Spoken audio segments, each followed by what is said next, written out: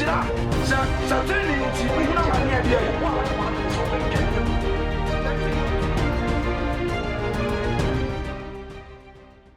so ase manti we bosome we ye bosome a eye Yesu Kristo ne da ankasa ye de kai no ono ankasa ne da ye wo no ni wuo na wo ni wuo ni wusori e ma ye di adanse se wo ye Nyankopon te asefo ne ba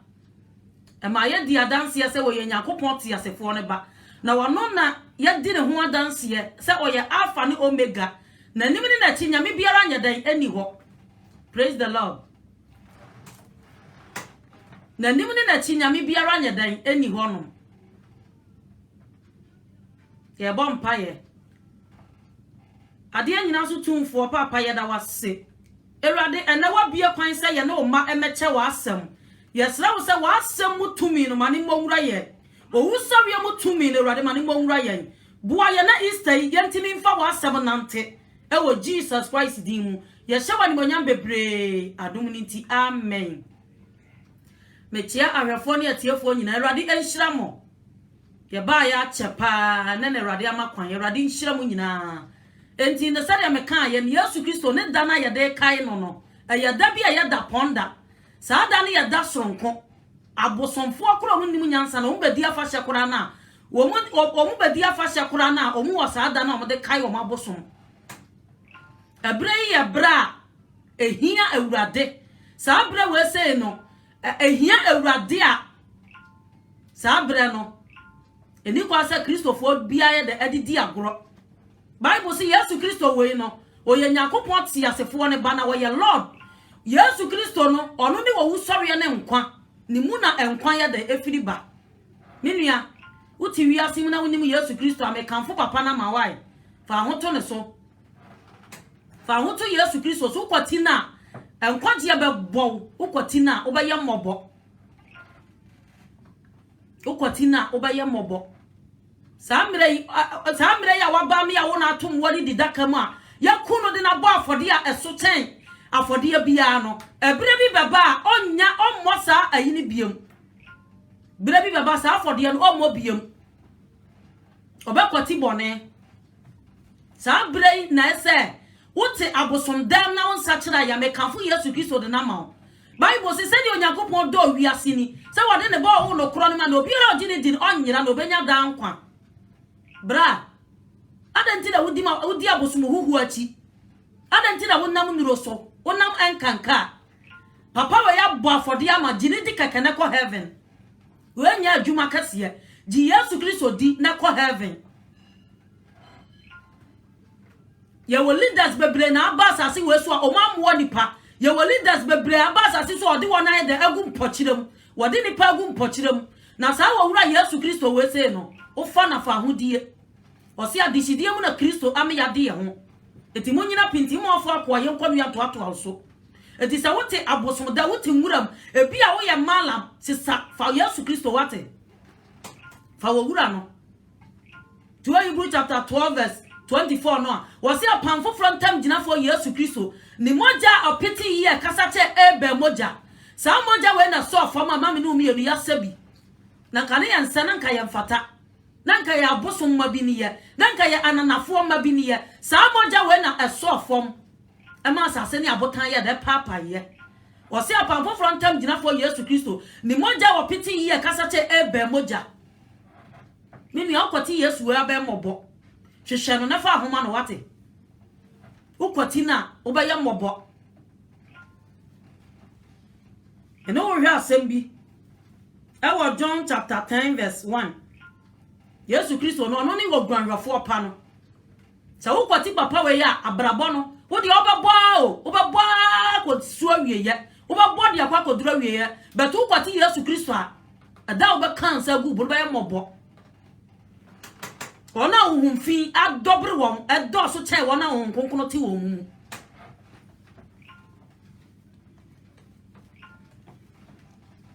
John chapter 10 verse 1 was say no kra me say we said there onfa epono na no nko nwambuo nim na oforofa baabi ni ye owifo na odwutwafo wate na say Yesu Kristo no akasa ne kwan no menua untina Yesu Kristo be wuye woti boni mu yedan woti nuro so na mabosom so yedan me kanfo Yesu Kristo amaw Bible so wonu na wuye na nansa so osori ye na wonu ne wadwanhwefo pa no oka kire asuafo no se me ne kwan no kora ne nkwa obi ma agya ne nkyanje se wona me Yesu Kristo so ada na wonu nam nuro so ada na samle nyame so mabu na wonu nam abosom so o se di oforofa ba bi no aye owifo no odwutwafo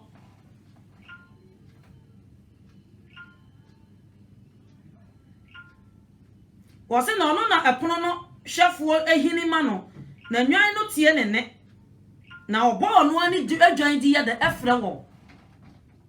won kan nwan no se ka wo ka dwan no wa ka soden ka wonye wo ka dwan no ho a ya kanfo Yesu Kristo a kire wo saa so no wone ndam nuro so kwa asore sa bodua wone ndam nuro so gigin sumansam sa mire ya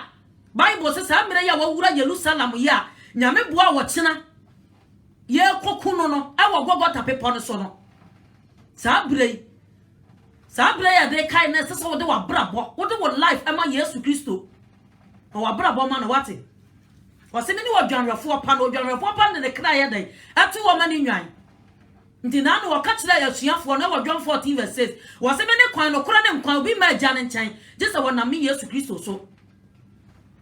Kramoni Yesu Kristo ne nkwan me kanfo Yesu Kristo ama se wo kwati Yesu Kristo abaye mmobo o se me ne kwan no kora ne nkwan obi ma agya ne nkyɛn je se wo na me Yesu Kristo so me ne kwan no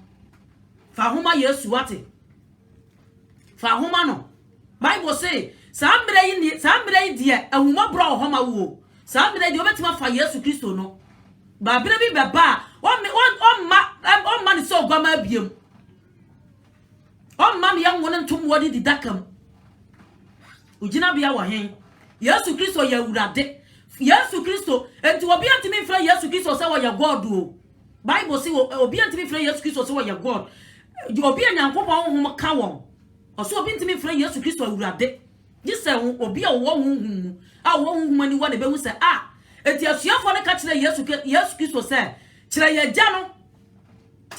no wase me ne mo dadada mu hunu me ye wo hum ye hunu gya no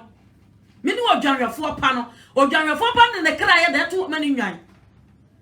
ada na Yesu Kristo ade ne moja Yesu Kristo de ne ho abo afode ama ubedi na sam so kaka no aya wo dene sister bra ubedi Yesu Kristo no mo sam so aya wo den o kwa so le so wa wuji wutum se o kwa so le beto nka Kristo fo ho ana ai me nka Kristo fo ho ana me da sa so le de obi akobi wana ba kira akora nyame hwehwe Yesu Kristo yie na fa wo life man honkonkoro ne de ko heaven Romans chapter 8 verse 9 waso obi ne Kristo honhom a wogya ne dia sa sebo da bia meka mi suro honhom ba na control wo ahun fi na wo hu ana se Holy Spirit na ti hu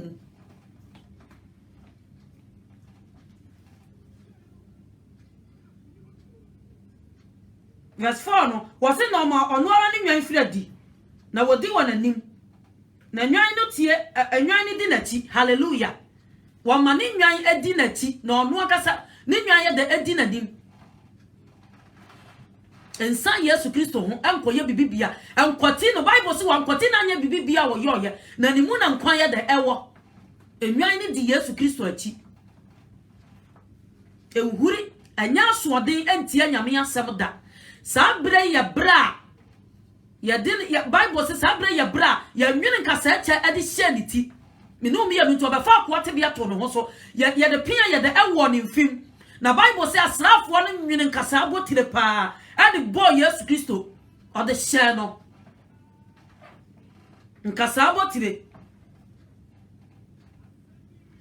ntuya Matthew 26:38 na wose awreho hye me kra so dikosi owuom me no me ya nti awreho hye Yesu Kristo kra so adikosi owuom adan na wose waji Yesu Kristo adi na wabrabo ense papa no adan na ase won kunkuru wa omu na wabrabo ense Kristo utimi dware stakos na so dem aso wabrabo entimi ense Christ no busumi we ya busumi bia mawrade nkasa nkira wo ankasa shadam ankasa na bompaye shadam na bompaye ka kira urade se urade ma confess me no me ho minti ubefa akwate bia ye de eto ho so me boni nti ye nwene kwasa nkasa botire ye dai ade hye wuti me gya me pemu aye dai ama onani ade ba ko se nipa ni adwensa kira bra nipa ni adwensa kira kura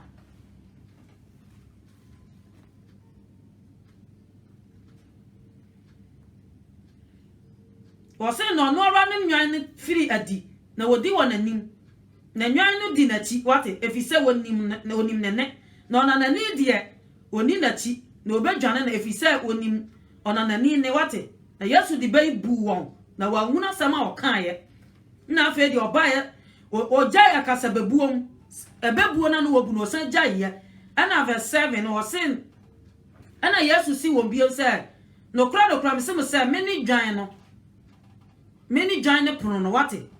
na wona wodi manim ba ye nyina ye odwutwafo wona wodi manim ba ye nyina ye owifo no odwutwafo na nwan na ntie won na me ne ye pono na so obi fa me su komu a obenya home ya de ama ne kra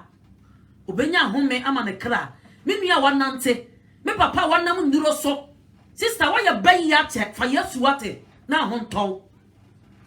bra bradru se niema wo Yesu mansem no esa wo confess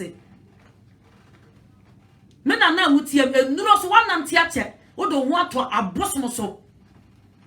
wo kwoti papa we ya baye mobo wo kwoti na asundue ni oye dan edema asundue ani ho ye dan edema wo kwoti na baye mobo asembi pa entuwe Hebrew chapter 2 verse 3 na oduma kuma bia ba hwie ni moja to agu wo se wa mu nkwaje ati se yia asem wo bisuro se wa mu nkwaje ati se yia wo bedwane afiri musan onza wo kwa asori ntumi nto ene Ewrade anto nsa ni die wo kwa asori so wan kasa ai na ye de Ewrade ni zie ni besi hono ma eyi na me de ye se sa de we de okodidi ano me be ba asu o kwa asori bibibia bi obeye biasa obesa collection obeto bibibia bi obeye bi beto pese wode na koma no be ma Ewrade ntimi ni hene ewo na koma mu Ewrade ntimi ni hene ewo na koma mu obi bia woni Yesu Kristo anya pam woni Yesu Kristo anya pam ama Yesu Kristo honhoma ma betena ni mu no ni nkwa etu John 6:56 na wase na obi na odi masam so no obi na odi masam so no odi me honam no moja no mema wonda nkwa wate na menya ne de di akire no John 6:56 odi Ewrade di ne be si ho an we de ya no me o na de we de udidi a wansiesie wo na sa udidi ano me beba wo so ei wo kwa so ntimi ntonsa ne Ewrade ni di ene sister wo yati ase awuo so yati ase awuo bra wo yati ase awuo Bible say wono ne odwanwefo pa no odwanwefo pa na nhwe boni bia wuwom wanhwe aniema na wuwom na wode ne nkwa ye da eto ho ma wo wode ne nkwa eto ho ma wo ada na peso bedi Yesu Kristo anam achi na do ho ato apomoso bosom so o do ho ato obo akire wa so o do ho ato adifu atorofo so na nam o de nam ojeje wo ye ne nsam na samire Ewrade Yesu Kristo amfa bibia na anyeye eka ni moja ho wose wanfa no ma projector na sika anyemo brabo hu na moja ne demo no odi Kristo ti se oguama afi enke kan ni mojam na ne boya de na ji yen minua wanfa no ma projector na sika anye de anyo wa brabo hu na moja odi Kristo ti se oguama verse 11 no wose na me no odwanwefo pa no odwanwefo pa de ne kra to o mani nwan sister nti wo ye dwan wo de study dwan ankasa onza Yesu Kristo de ne tutu dwan ho edwan bo na no okọ aponche wo de aburosi ho a wo be bona menya asoden amenti Ewrade asem enya de a wo be gansi nyame asem sa wo kan nwan ne ho a wo be bra wo ho ase wo akoma wo be bra wo ho ase na waka kire Ewrade sa de mi di wo fo Ewrade boa me na mitimi nya de sefata na matimi ayedai anya nkwaje de ayeda ama me kra o se mi ni odwanwefo pa no odwanwefo pa de ne kra to o mani nwan na opani a wonya odwanwefo no o se na opani a wonya odwanwefo na se nwan no anwan ne nyane dia ne hunu pataku a oja nwan ne ho dwane wate eda obosom na do ho ato no so no beda no be yem mobo eda obosom ne be wu no ho na be hu se o ye mobo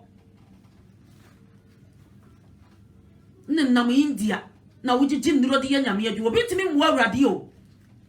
te sa akoya okoya okofa nipa betu funu adakam e wo Nigeria osahin okofa nipa betu funu adakam se wanyane awufuo akoa ne yese oyale odidi oyese wo yese ese la show akoa na wu obi timi mu awrade o one nam bani one nam ndiro so okoti Yesu na tese wonkonko na tima mu wawo sofo to John 4:34 now. We are John 4:34 now. O se de Yakobon suma no kan Yakobon asem. John 3:24 de Yakobon suma no kan Yakobon so ne Yakobon susu honhom asa na o de ede o de ama. De Yakobon suma no aka se o ton oye o. De Yakobon suma no aka se o ton samna. De Yakobon asuma no o kire Yesu Kristo mra e ma wo anwan ne de di mra ne so. De Yakobon asuma no ontintima manfo nsa nyeji wo musika Easter convention manfo dwa batan kire won odwanrefo pane de ne kra to wo mani dwan obi aba bebo afode a esombo obi aba bebo afode watua obone so ka gini di kakana ko heaven enso ayedene minumi ya nuti ya bona senuyam minumi ya nuti obefa akwate bia to no so minumi ya nuti ya bunu kumfo minua minumi ya nuti Bible say awre wo hye ne kra so di kosi wo wuom Easter we say enkon say wo de ukọ asore se party e basa wonni ani suade hunu kwa asore se wasachira kwa asore se wo hwehwe ba ma Yesu Kristo na wo de wabrabo ama no Easter convention me Awurade nkasa nkyira wo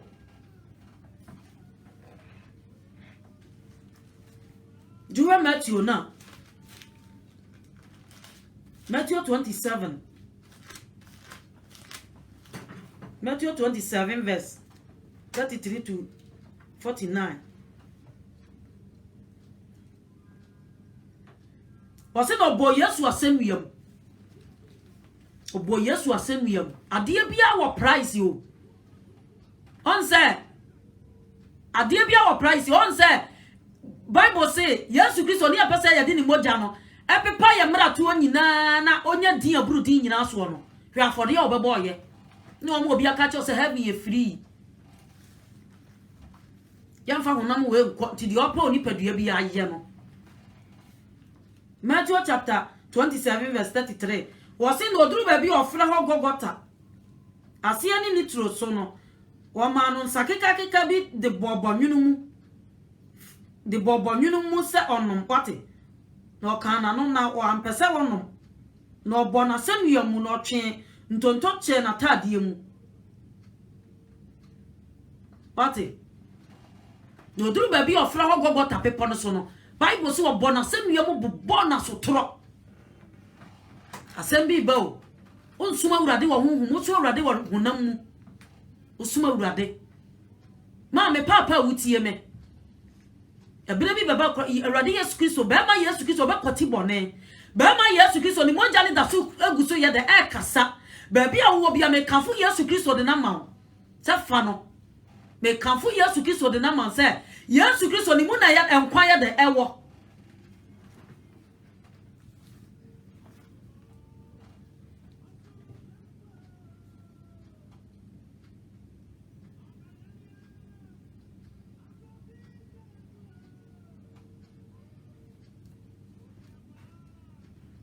45 no se na free don to so nsia so no esum do asase so nyina kosi don to so nkro na be yesa don to so nkro no Yesu de ne kasia tiam se eli lama sabatani ani se minyankopon adanti na wapa amen hallelujah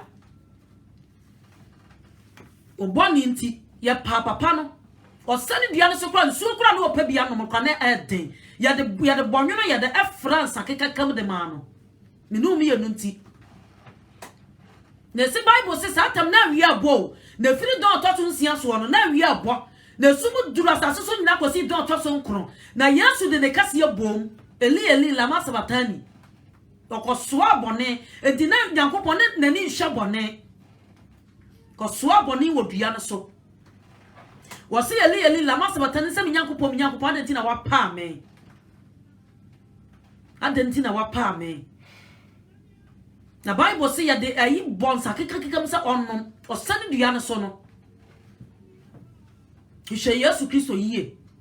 hye no se de wo si hu no se wasachira no bia na won sachira ye se de wo si hu ba ma Yesu Kristo so wa brabo bia na woni kokuru ni twaka bia hye no na fa life ma no hye no hye Yesu Kristo Bible say me no me yunti wan kada kamnam enye na ne ba betan Yesu Kristo enye na antichrist for sorry say Yesu Kristo nya awurade enye na esi ewo mo breso Bible say ebra ya de ne ko obodan ni mu kura no asofo panyin ne ma asrafo ni sika wo mo wen no sika say osori fira wufuo mu no mo sika say je de ko chantro say ai wadan na suafo ne be wiya no ekosie no nyanna ne yaba be se Kristo som Christianity nyanna ne yaba be sori atia Christianity o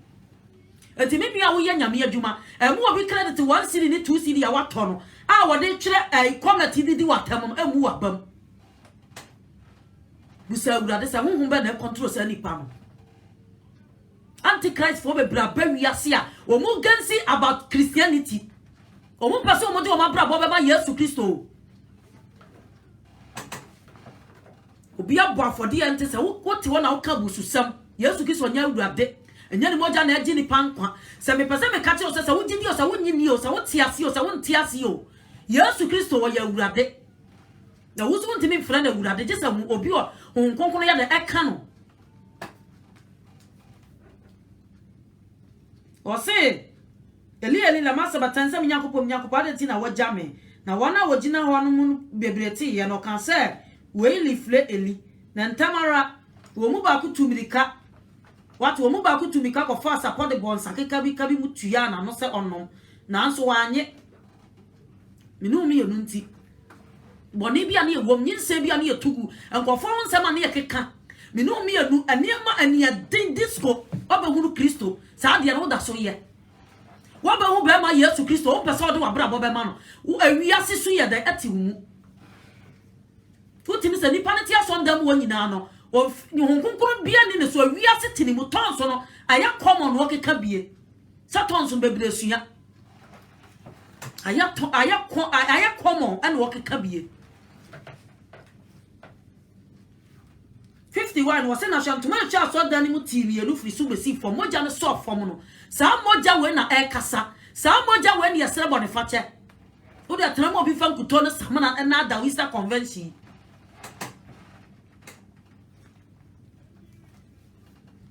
so na shantuma cha so dan mu tv enu firi so besi fo ase wo so ma botan ye dan papa ye edu John 10:27 na wo se na me nwan tie me na me so me ni won odi mati na me ma odan kwa edu obi a wo kan Yesu Kristo ho no wo obi a wo ye dwan ba ni bia no za ni pa wo Yesu tie e ma Awurade asem o Yesu tie e de ma Yesu Kristo na asem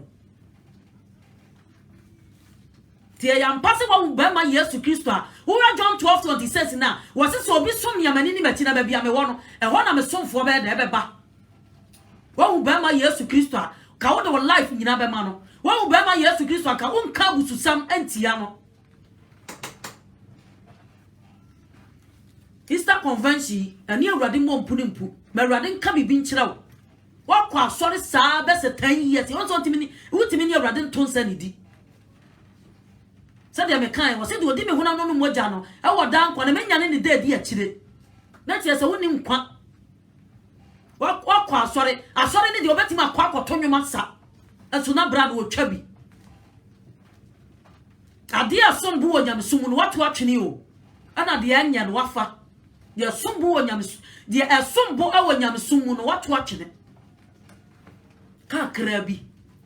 sa mina idi ni moja ni da so ku so kasa osena shantuma cha so dan mu timi enu firi so de besi for masase wo so ma botan e papa ye sa moja we na so for ma minu mi enu ya sabi sa moja we sei na e de age ye enya ka ni sika ni ahonya to obi a wo so ma Awurade na odi wiase niam mi wo we mi wo ka mi wo we no oni em onima wurade sankofo no entuba Yesu Kristo ma abraboda da subada ni nyina eye de ekọ subada da no gya no ho moja no so ubu apam moja na wuhudi a ebire mi baba bodwane atamuo onse Yesu Kristo bra wo sori fira wufuo mu no wo ka kire asuafo no se mo kire won Matthew 28:16 mo kire wo se woni de mo hyam nyina so Easter convention as a man of God wo kire nipa ne tebonim ka kire no sakra wo se mo kire wo se woni de mo hyam nyina so menim wo ho na nyina de kosi wiase awieye kire no enye se sika no benya ka no benya ahonya no benya eye nothing wiase na kono de nyina atwam ne yesombo no se nipa ne ba accept Yesu Kristo no ode na brabo aye de ama na ne hia ti wiase bi wo Hebrews 10:26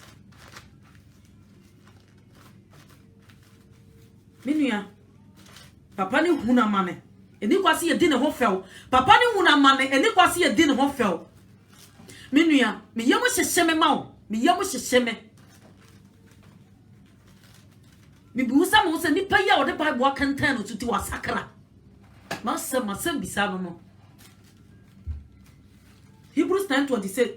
was say o why yade a ehu Yesu Kristo na ofam ne ho no hweyie na Easter ni twam a wanwa ya mfiri ne ho Easter ne de oni ne bedi wo ba asore eyin na ya sore ye program o na yin na opentam no obugu faso ba aye ahokekan ye na hweyie na Easter convention ni twam a wanma ne mfiri awurade wanwa ya mfiri Yesu Kristo ho hweyie na Easter convention ni twam a wanwa ya mfiri Yesu Kristo asore ne de bia betima ko etuwa Acts 17:24 na waso onyankopon we owiase ne de wo mu nyina nu wonte asore dan ye de nsa ayom na mmom ofa ni pasal so nsom no se de ehia no umu no ote hweyie na Easter convention ni twam wi a ene Yesu Kristo enwo ho nkosi wiase awieye said the Bible say won konkono ewo ye ho won konkono aka ye ho kosi wiase awieye no hweyie wose wo waye yade a ehu o waye se wo ye firi Yesu Kristo hu no ehu pa wose se nyanya no kora nimdie na akire ye boa pa ko ye bone a bone ho afodie biara ni ho biem nyanya no kora nimdie se Yesu Kristo di ni moja atowa boden Yesu Kristo di ni moja atow afiri abusuan kontonje abusuan bia na wodam wajew di antina ubedi na chi no hweye no wa mane amfiri Kristo sum hweye no bia ntumfuturo anwu asum sa Yesu Kristo ye wodi fufura ye de fra no an oye hamashua ana an Yesu Kristo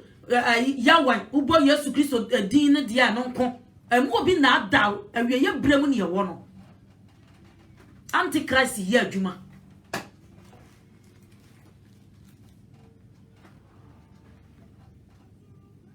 wasi na mom dia aka ni atambu akwansha ehu ni oja rebehye atamfo no so people mo se mbra kan kra okoti mobro hunu gina dance for me anu ni miensa nu asam so hweyie na Easter convention oba kone kama hweyie nyamente asore dem ho wote wakoma hwe Yesu Kristo yie na fa wabra bomma no fa wo life ama Yesu Kristo ma ba ma Yesu Kristo kwan ni woni hini wo wakoma nim Bible say akoma bubuo ne honhoma apeche ana awurade won wompo ja sa wo de wo honam asuma awurade no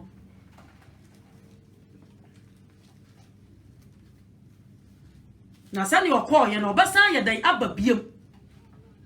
Bible say ebra na asuafo no woni wonyina ekọ pepo no so na otu ayira no mununkum ebeji na firi wonsam no Bible say no wo hwe soro sa na wo hu say Yesu Kristo wo hu ne life say wo kọ we de nya vision wo hu Yesu Kristo life say wo kọ na bofo bayi ne ho ye dai e kire wo John Acts chapter 1:9 no bofo bayi ne ho kire asuafo no say adenti Israel melema adenti na mo hwe soro sa Yesu Kristo ya wo koi o nyame ya gwa ba wo yi wiase bone kura wo koi obesa base de wo hu no obesa ba ona mununkum mo reba ani wanyina abehu no ani wanyina ebehu no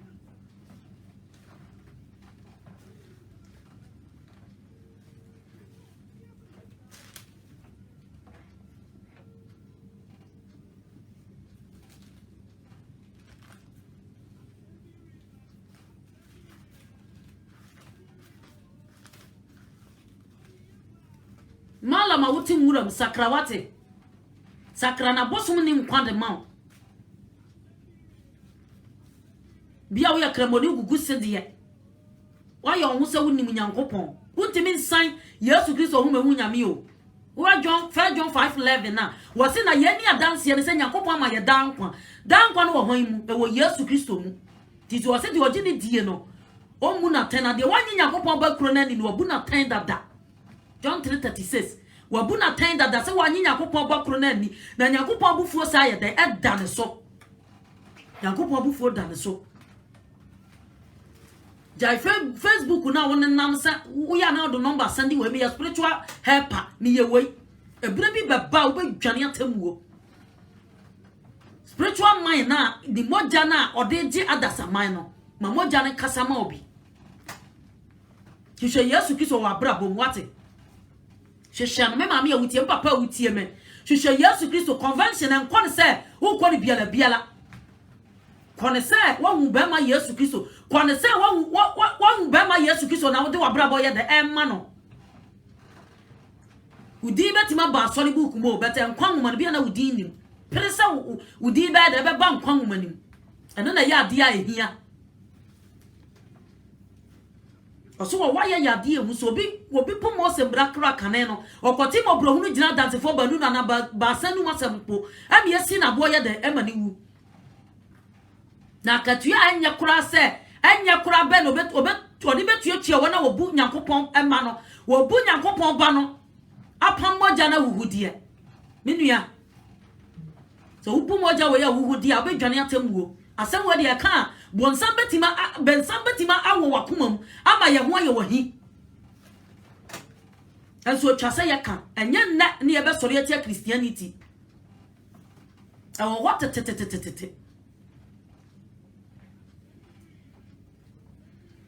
no, we are saying Acts chapter 9 verse 2. So we are doing sakra.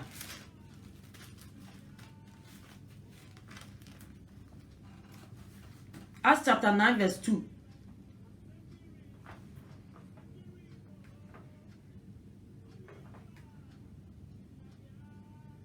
Was saying I was slain in Chang Mumasa what they record Damascus ako shiadaimu. Na se ohunu nipa bi sa gidie no kwan mu a Marimo mao wade won homamu aba Jerusalem wate o ta Christopher no sa di woni edi wonya sa Christopher no kunkum won enya nna ne yesori atia Christianity na Bible say ebra o ta ya Christopher no na Yesu Kristo shia Paul wo shia so Bible say so amantam osra di kanfo Paul amantam wo shia Yesu Kristo wo kwam was say a nibi ka say so adentina what timing was say ya ho ya wura was say ya me Yesu Kristo what timing na den say woni mbedi asie den say woni mbedi asie it is obi kan yam yasem na say wo ya wo hia evil spirit na de wo ya de yesa enya nna ne be sori etia Christianity ti say what time what ni a okura na Awurade hia so de be ya adwuma no emprimu akoma ema Yesu Kristo nasam emprimu akoma asuafo ne ka se wo wura kire ye gya no na no adoso ma ye na Yesu Kristo ka se menem wo ho dadadada wo hunu me enti obi a wo Kristo mu no Bible se wo hu Awurade obi a wo Kristo mu no wo se menem wo ho dadadada wo hunu me na obi a wo hu me no wo hu na gya no adanti na wo saka se kire ye gya no ye won kofo bebro mu ya antichrist o mu ba o mu convince ni pasan ana Yesu Kristo na din na wo de bon kwa you wrong ana say we Philippians chapter 2 verse 5 na wo say ma adwene wo Yesu Kristo mu ntena wo mu bi adwene ben na te wo mu ade wo yesa adwene ben o say aboma adwene wo Yesu Kristo mu ntena wo mu bi wo no na wo Nyankopon te biam na o mu no faso de se wo ni Nyankopon se na o to ne ho pan fa akwa te bia to ne ho so na sa de o ya na de na ehunu so odipa na Bible so wo bra ne ho ase Yesu tie di kosi owuom adantina pese wo Yesu tie ama Yesu Kristo adantina wo pese wo ba Kristo so wo pese wo bra ho ase ama Awurade mra na pese wo akasa wo ten na wo no mra wo ne unipadua ani asem ne yape Bible so bra ne ho ase Yesu tie di kosi owuom asenua nso wo te na Nyankopon so ama ne so kase na wadum ne dia buru din nyina so say yesu dim no sorofo asase so asase ati koto de nyina koto bosomo koto ma no wata koto unuro na de ho ato so koto india na wogege nuro de ya abosomo de ya niema sa wo ya angel no sa ayi edin no ekoto okoto sa din no wase ni din mu ne koto je nyina ya de ekoto ni din mu hwehwe yesu kristo wate hwehwe no wodo anu adwo wo nyamsum mu kane hwe se de na wusi ye kane wi adanse pa na wudie kane na woni mawurade ena wa mane kai wo kane do kai ba bia wo firi hwi ase convention kai ba bia wo firi hwi ase na satra no se ya wo wan yo se ya me yesu a wo time no e den pa se woni bedi asie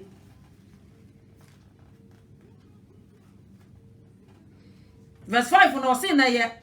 aya wo wan ya wura no se ya me yesu a wo time no eya den ma wo se ube eya den ma wo se obeto okafo poma anu dade ekotie sori kwa kuro ni mu na obekira wo de sasa wo yo wate na ni fira na nsa no oni di ye ti sa ba ma wo sei hwehwe ni yie wa bra bo no ene bible ne nkwa asachira hwehwe sa ba ma yesu kristo yie na fa wo homa no hwehwe no ho papa anani 3 days na me bompa ya me se rade me hu wa che yi hu adi kire me bompa ya sa je se odawie mu sa musa sura bie odawie mu sa ana nkasa cha pa hye ni ti na moja pram no sa ta nkura mi sa last 3 days me hu na last week ni so be sa ya de ehunu ye na se bu sa ba ma no o kire se o kan ye ho enti me nua wo ye nyame adwuma pem ko wanim enhwe wachi obi credit 1 cedi ni 2 cedi no obi asem o be kan ma ne mu abam ebi asa nipa no okwa da ma dura na jo na osu onyawaye menu ya mekanfo yesu kristo amao susufa wo to nwuma so susufa wo to wadwuma so tim ko share adwuma the whole day nyame asem kura den ma so obehwe nyame asem the whole day when you break kakra phone so nko an wote o wote bible na wote phone oh adia and aniema ye woniema bebre ho no ma satan di wia kristofo aweye bremu for the phone so I say wotie nyame asama wotia ubawu na age kwen no akohwe ubawu na age kwen enti wonya time ankasa ensua nyame asam tete kane na osua no menua bonsam na da wo de kristofo wo aweye bremu no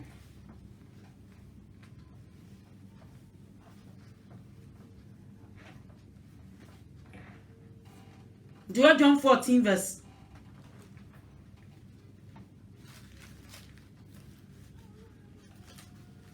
John 14:15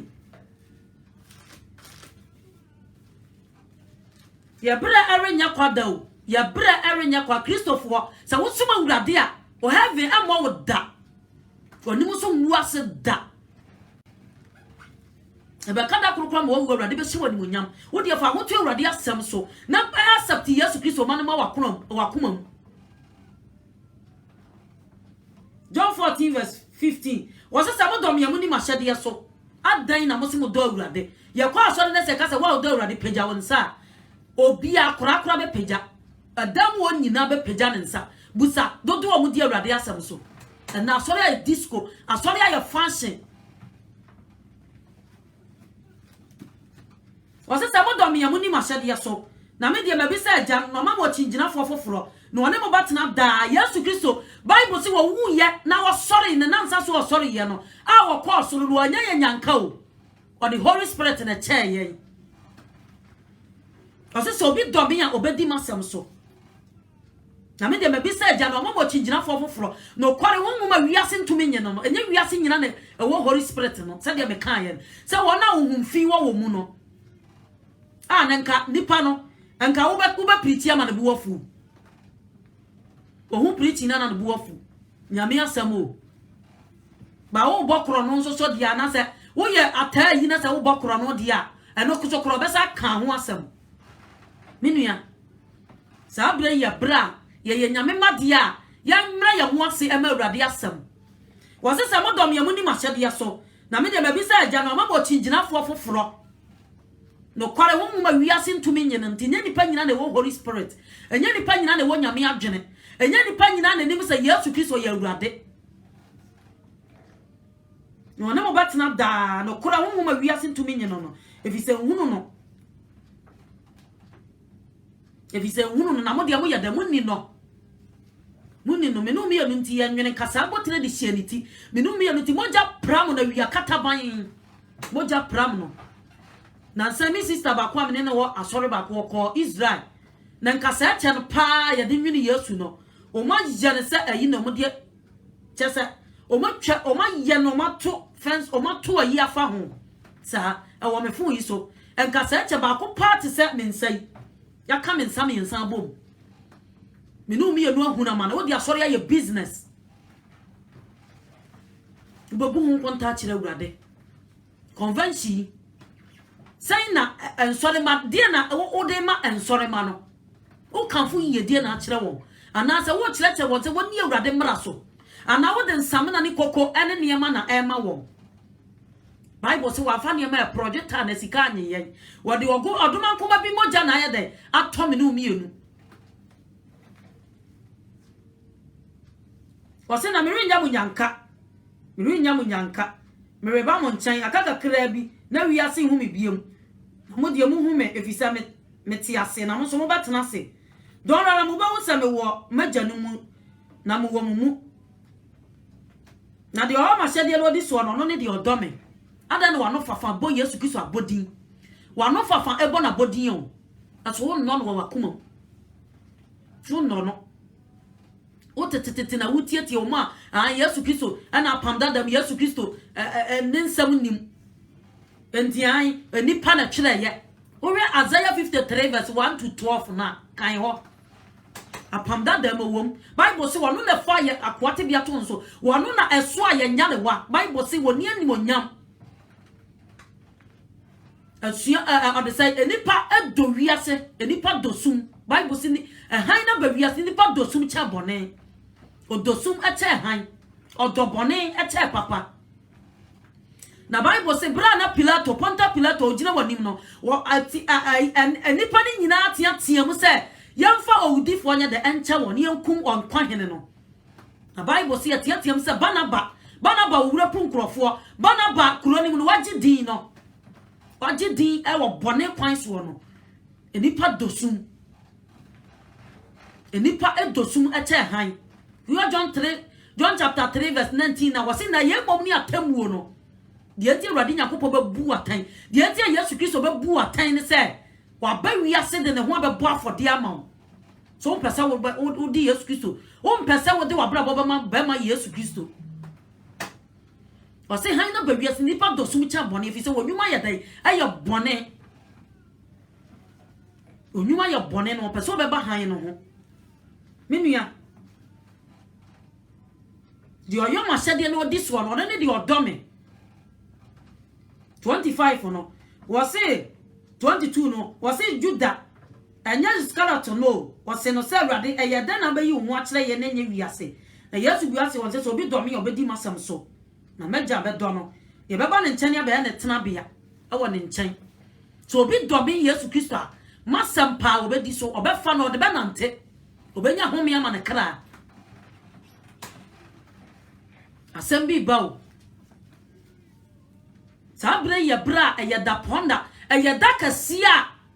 menu mi onu papa no samre go wura Jerusalem ye da ponda sa da we say no ene ne ye de kai yankwa bia yankwa faraban bia o de enkwa ache ye kwa ye de kai no asam kasia siwia sibia sa da no kra de esumu dura sase so nyina sa da no asam kasia siwia se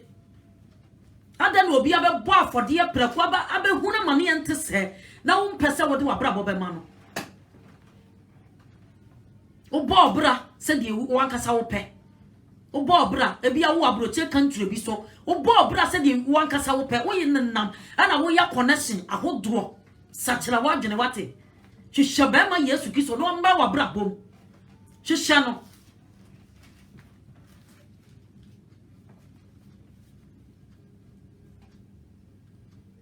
Shabema Yesu Christo. No mra wa brabom.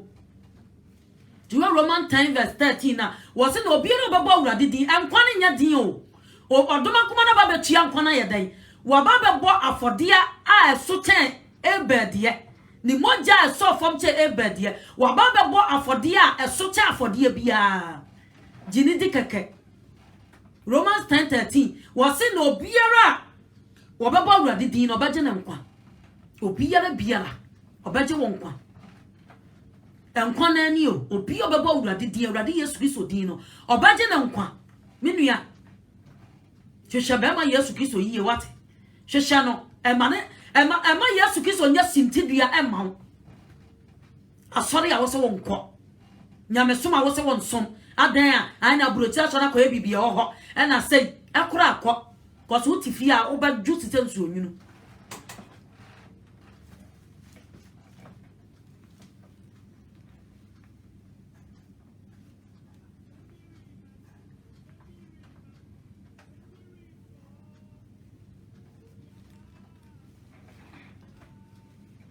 se wa mu nkwaji ati se ya wetua kada bio ko asore wate for abrabo ma urade wo se obi som yamani ni machi ada nanti wa hu Yesu Kristo na television ya wo church e bia wo US wo Canada wo Britain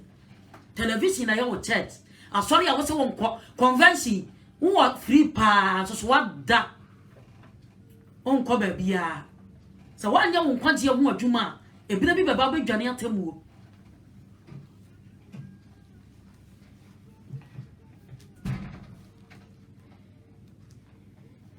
me brana ya bre nti ye hwe asem bi wo Matthew 28 verse 1 Matthew 28 verse 1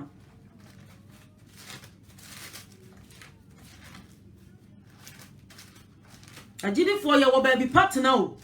ye wo baby nya home ya ma ye kra e ma ye nsuro emfa ahokyira wo na musa mire yi no emfa emmane emfiri Kristo sum eda emfa amani emfiri Kristo sumu unim niam awurade ahyehye asie wachi a enka wankasa no obema wo kwa do ne nansa so no obesori osori biem ne nansa so obesori Matthew 28 verse 1 was in ahomeda ni twa da edi na woche kan no ahomache no Mary Magdalene ni Maria ba kono ba se orbehwe edan no na hwe asase wo so pi na awurade bafo firi soro be prima bo no firi edan na otena so wate na ne ho te sa nyinam na natade wo se sukyerema na natade wo se sukyerema wo se na ne ho hunti awemfo no ho popo na wo yesa awufo na obafo ne sense mo de mu nsuro na mninsa mo hwehwe Yesu obo na seduam no oni ha onya ne sade okan ye no enti wo wu ye no a Friday we say ye Good Friday be kunu no kwasiya da no patututututu obesore onsa sa ada na ya nka ye dum ho e bia ni maburo tia se de esitia Ghana enframa fa pa mansuo to sa ada no kwasiya da no papa be fo mu ho na kire se wayera ayan sankyere ne ti sa ba ma we say no ya de kai no sa ba ma we say ne da no e ya da ponda kwase baba fo no sense munsuro na mninsa mo hwehwe Yesu Kristo bo na se biomoni ha wanyane mon kan se mo ka kira mo se mewu na ne nansa so me da me sori enti ya hene no wanka da kamnam yan kwa Yesu Kristo wura no enkwa wura no wanka da kamnam enti wote wona se wu Yesu Kristo a me kanfo Yesu Kristo ama se Bible se wo ya wura ma wura de ono na wokotina o se mo ma ya adwuma bre na mo so mo ne so nyina no mo bra me Yesu Kristo nche na ma mo home mo ya adwuma bre wo siwi ya bre bra Yesu nchen wate obo adwaman ya che bra Yesu nchen wo di nkofo wo di tura che wo ya kalabula che bra Yesu nchen hwehwe Yesu Kristo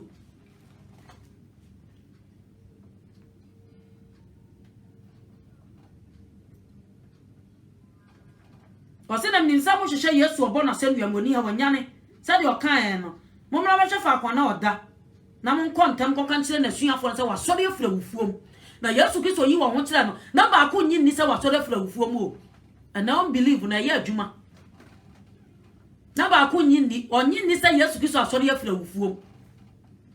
enti wose fa wonsa beka wose dise ma hu Yesu Kristo kan na koma mu kakao enti adwena wo kukura wo dwene nsasi ya papa no onim wose fa wonsa beka mensa to krom ansa na wagye adi ehwa no obunkoto bi wose Jesus is my Lord Yesu Kristo aya mawurade wo ba say Yesu Kristo yi ne ho di cha ansa na wa accept no wa accept no me jump aba ya bre ni ti me jump aba 16 no wo se na suafo du ba ku ni sim ko galeria pepa Yesu kira no so no ohunu no no koto sore no na binom di akinye na Yesu na ba be ka che wo se wo de wo so ni asase tumi what e binom di akinye onwu won sore ye ana se ya adwuma na ya adwuma bebre ya adwuma nkofo bebre mu na Yesu Kristo yi ne ho di wo hono a kire won se wo de wo so ni asase so tumi nyina ma mentimo nko na mko ya manama nyina masuafo na mo nchache wose woni de ma hyem nyina so ena nkyerɛkyerɛ afiri nyamsum mu nkyerɛkyerɛ afiri asori mu wo kura woni say de pass e bebo adwaman so de se bebo kro no so because akromfo ne de wo masisi sika no ho de say be ka boni anim wose na mo nchache wose woni de ma hyem nyina so na say Yesu Kristo wo wu ya wo sori ye na wo koye no wo woni mra wo woni nkyerɛkyerɛ wo de ato ho say ye ni so nkyerɛkyerɛ afiri nyamsum nti mun ko nam ko ya mana man nyina masuafo na mun kyerɛkyerɛ wo se woni de ma hyem nyina so na menem wo ho na nyina de kosi wiase awieye praise the Lord menem wo ho na nyina ade kosi wiase awieye me bra ne ya ye bre quotation we de mankan kra Romans chapter 10 verse 8 the time na so Romans chapter 10 verse 8 wose na emom asesan ansam bebreba ya kan wose san wose na asesan yan se opacho se wose san na emom asesan asam na ben wonum na wakomam ani gidie nsam ya kan no na se wode wano pa mu ka se Yesu Kristo ne awurade na wode wakoma gidi se Onyankopon nyane na afura wufuo mu a obeje wo nkwa na ani o nkwa na ani na se wode wano pa mu ka se Yesu Kristo ne awurade Jesus is Lord. Now what the wakuma nyina man say wasori afura wufuo mu obeje wo nkwa. Nkwa die ni nyina ni o. Watuya so kadada ginidi never heaven. Ginidi never heaven. Wase what the wanu pa mu ka say Yesu Kristo ni awurade. Now what the wakuma gidi say wanya ni afura wufuo mu a obeje wo nkwa. Mimi ya hwehwe Yesu Kristo. Bosom kwai konfu a wote wuram sakira wate. Hwehwe Yesu Kristo. Obosom na nkwa nim. What tegare so what ya Antonia ma so ti apomo so boso so o kom fa homa Yesu Kristo hwehwa no na wo ye nkwa hene e do ba piero ba mobo Matthew 13:41 oni baba ne ba soma na bofo no akobobo sintibia to ene o de na din samoni nyina fira heniem obi asachira ena I me spiritual bulldozer sachira wate na hi nkwa hene bi ba ono ena akwati na ba ye mobo sachira awurade nhyira no ntina ni mu nkyɛ no bo mpaye awurade won konkoro boa yen owura Yesu Kristo asɛm na ba o usi kobi kogu nkasem ebi kogu asase paso na so abapa boa ye na asɛm ni mu asase paso na so abapa ye hyewu din konkoro ni monyam wo ye na nansa so so ye da wase esan sɛ wo ye yankwa hene asedan kan ani onyam nyina ya wo dia pagya wo ma nyina ba wanim boa ye yetimi nya asɛm ni yetimi nya asɛm ni yefo ma ye nya tiefo nko na ada ye ho na ye fa mo ye bra ye hyewu ni monyam bebre wadom ni nti amen erade me shall do some no ana mu say saba bia nipa tu nipa go no wrong bia it was all yes you walk Christ no odi adanse say was say some two no say asase